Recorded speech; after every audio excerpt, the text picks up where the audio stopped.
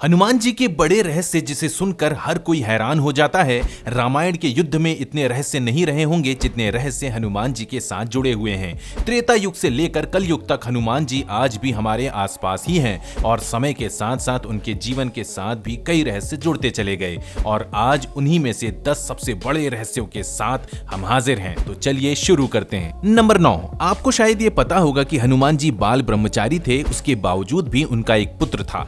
लंका नगरी में आग लगने के पश्चात हनुमान जी अपनी पूंछ की आग को बुझाने के लिए वहीं पास के समुद्र में कूद गए थे और इसी के साथ अपनी पूंछ की आग को बुझाया था। उस समय हनुमान जी का शरीर बहुत थक चुका था और वो पसीने से लथपथ थे और इसी हालत में उनके शरीर से एक पसीने की बूंद समुद्र में गिर गई थी। इस पसीने की बूंद को एक मछली ने आहार समझकर खा लिया था और इससे वो गर्भवती हो गई थी। इससे उसे एक संतान की प्राप्ति हुई जिसका नाम उसने मकरध्वज रखा था। मकरध्वज का आधा शरीर वानर का था और आधा मछली का। अहिरावण से युद्ध के पश्चात हनुमान जी को भी पता चल गया था कि उनका भी एक पुत्र है और इस तरह उनकी मुलाकात मकरध्वज से हुई थी। नंबर 8, आज ज्यादातर लोग ये मानते हैं कि हनुमान जी बंदर थे, लेकिन हम महर्षि वाल्मीकि जी का अगर सही से अध्ययन करें तो हमें पता चलता है कि वो साधारण बंदर नहीं थे बल्कि अलग प्रजाति के थे। वानर शब्द बंदर के लिए इस्तेमाल किया नहीं जाता है। संस्कृत में बंदर को कपि शब्द से जोड़ा जाता है। इस तरह से वानर एक प्रजाति हुई और अब नए अध्ययनों में यह साबित हो चुका है कि 2 से 3 लाख साल पहले अलग प्रजाति हुआ करती थी और अलग प्रजाति के कंकाल भी पाए जा चुके हैं जिन्हें निएंडरथल मैन कहा जाता है। इसी तरह इंसानों की भी और प्रजातियां हुआ करती थी और धीरे धीरे सब कुछ लुप्त हो गई हैं।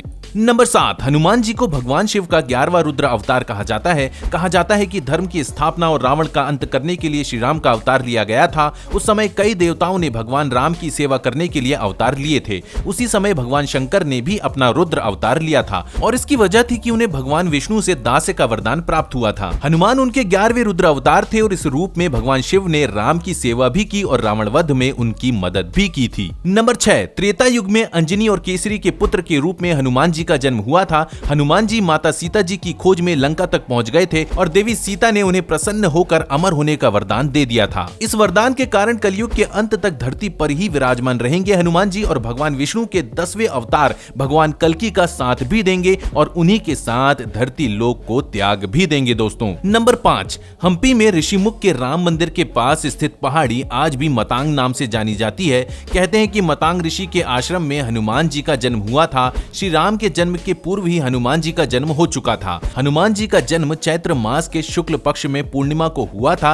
आज भी इन स्थानों को हम्पी के नजदीक इसी तरह संजो कर रखा गया है और भक्त वहां पर उमड़ उमड़ कर आते हैं। नंबर 4, श्री राम ने हनुमान जी को ये वरदान भी दिया था कि वो अगले ब्रह्मा होंगे। ब्रह्मा जी का जीवन 100 दिव्य वर्षों का होता है जिसके बाद उन्हें मोक्ष प्राप्त हो जाता है और उसके बाद नए ब्रह्मा उनके स्थान पर आ जाते हैं। इस समय हम ब्रह्मा जी के 51वें साल में चल रहे हैं और उनका ये जीवन हमारे दिनों के हिसाब से बहुत ज्यादा लंबा होता है दोस्तों। और जब ब्रह्मा जी के 100 वर्षों का समय पूरा हो जाएगा जिसमें हजारों लाखों बार प्रलय आएगी और उसके बाद ये ब्रह्मा जी भी मोक्ष को प्राप्त हो जाएंगे और उसके बाद अगले ब्रह्मा होंगे हनुमान जी। नंबर 3, हर कोई ये सवाल करता है कि आखिर रामायण काल के बाद हनुमान जी कहां चले गए, लेकिन हम दुनिया की अलग अलग सभ्यताओं में अगर ढूंढते हैं तो हमें हनुमान जी के बहुत सारे सबूत मिल जाते हैं। चीन में भी प्राचीन काल में मंकी गॉड की बातें और कथा सुनाई जाती है। उनकी कई समानता आपको हनुमान जी से मिल जाएगी जबकि उनके हथियार कुछ अलग से देखने को मिल सकते हैं।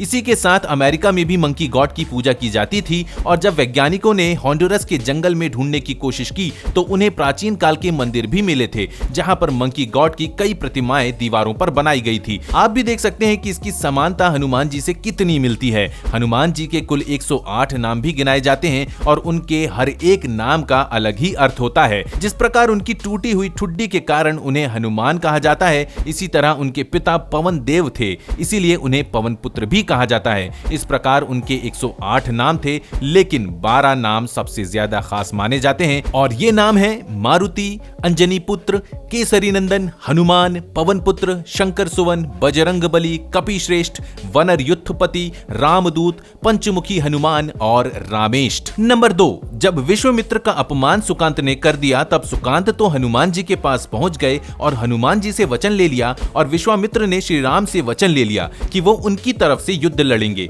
जब श्री राम को हनुमान जी का सामना करना पड़ा तो हनुमान जी ने अस्त्र शस्त्र डाल दिए, लेकिन राम जी तो अपने वचन से बंधे हुए थे ना, तो इसीलिए भगवान श्री राम ने अस्त्रों का इस्तेमाल किया। उन्होंने ब्रह्मास्त्र हनुमान जी पर चलाया, लेकिन हनुमान जी श्री राम नाम का जप करने लगे और उन पर ब्रह्मास्त्र भी विफल हो गया। इस तरह विश्वामित्र को अपनी गलती का एहसास हुआ और उन्होंने युद्ध को रुकवाया। नंबर 1, हनुमान जी का जिक्र सिर्फ रामायण में नहीं मिलता बल्कि महाभारत में भी मिलता है। एक बार हनुमान जी जंगल में सो रहे थे, तब भीम वहां से जा रहे थे। भीम उस रास्ते से जाना चाहते थे, लेकिन हनुमान जी की पूंछ वहां पर पड़ी हुई थी और वो वहां पर विश्राम कर रहे थे, और इसीलिए हनुमान जी ने भीम से कहा कि अगर आप पूंछ हटा सकते हैं तो हटा लें। तब भीम ने बहुत कोशिश की, लेकिन वो पूंछ को नहीं हटा पाए और वो समझ गए कि ये साधारण वानर नहीं है बल्कि ये हनुमान जी हैं। इसी के साथ महाभारत के युद्ध में अर्जुन के रथ के ध्वज भी हनुमान जी बने हुए थे, और जब युद्ध के अंत में अर्जुन उस रथ से उतरे, उसके ध्वज के रूप में बने हनुमान जी भी वहां से चले गए और वो रथ राख बन गया। भयानक अस्त्रों का भी उस पर कोई असर नहीं हो रहा था जब तक वहां पर हनुमान जी थे, और उनके वहां से जाते ही रथ राख बन गया। तो मित्रों, ये थे हनुमान जी के बड़े रहस्य, और मैं आशा करता हूं कि आप इसे सुनकर मंत्रमुग्ध हो गए होंगे और हनुमान जी आप पर कृपा बनाए रखें। अगर आप चैनल पर नए हैं तो चैनल को सब्सक्राइब करें और इस वीडियो को लाइक जरूर करें। अगले वीडियो में फिर मुलाकात होगी, तब तक के लिए साइनिंग आउट, बाय बाय।